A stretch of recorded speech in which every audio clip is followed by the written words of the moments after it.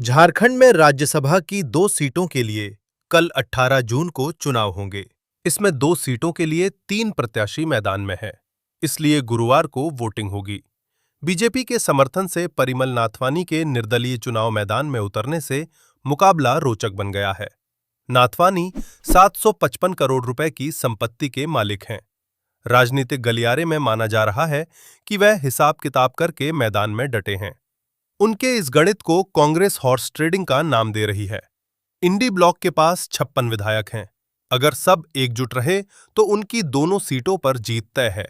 नाथवानी या कांग्रेस के प्रणव झा जीतेंगे, ये तेजस्वी के 4 विधायक तय करेंगे। राज्यसभा की एक सीट जीतने के लिए 28 विधायक चाहिए। इंडी ब्लॉक के पास 56 विधायक हैं।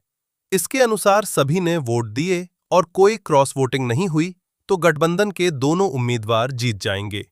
लेकिन भाजपा समर्थित परिमल नाथवानी की मौजूदगी ने इस खेल को इतना सीधा और आसान नहीं रहने दिया है। बताते चलें कि झारखंड में विधानसभा की कुल 81 सीटें हैं।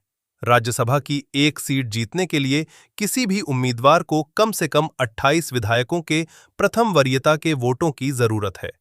इंडी ब्लॉक में शामिल झामुमो के 34, कांग्रेस के 16, राजद के 4 और भाकपा माले के 2 विधायक हैं। दूसरी ओर एनडीए में भाजपा के 21, आजसू के 1, जेडीयू के 1 और एलजेपीआर के 1 विधायक हैं। कुल संख्या 24 हुई। इस हिसाब से एनडीए को 4 विधायकों की जरूरत है। हेमंत सोरेन के नेतृत्व वाली पार्टी झामुमो के उम्मीदवार बैजनाथ राम की जीत पक्की मानी जा रही है। उन्हें 28 वोट चाहिए और पार्टी के पास 34 विधायक हैं, मतलब जरूरत से 6 अधिक। इंडी ब्लॉक की ओर से दूसरे उम्मीदवार कांग्रेस के प्रणव झा हैं। इनका मुकाबला परिमल नाथवानी से है।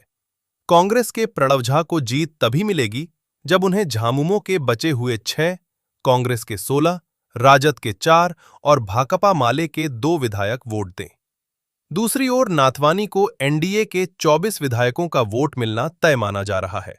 ऐसे में इंडी ब्लॉक की पार्टियों के 4 विधायक टूट जाते हैं और नाथवानी के समर्थन में वोट कर देते हैं तो उनकी जीत हो जाएगी।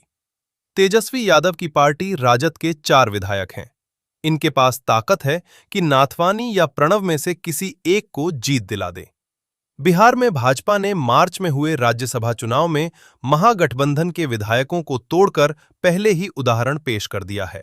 इधर कांग्रेस के नेताओं ने पटना में तेजस्वी यादव से मुलाकात की है।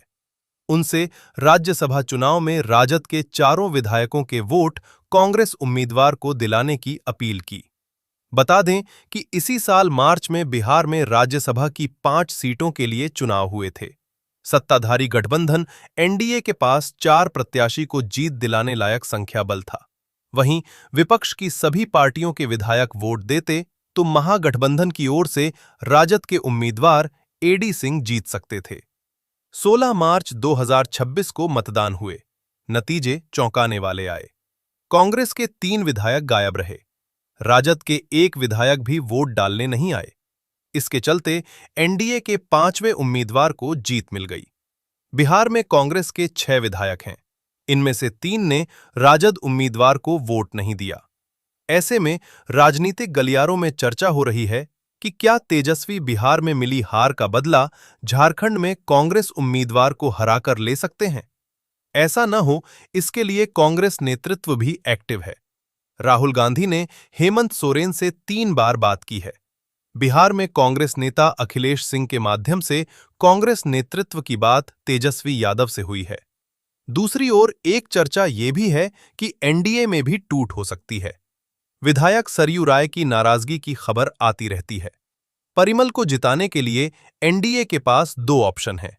1, आरजेडी के 4 विधायकों को तोड़ लें।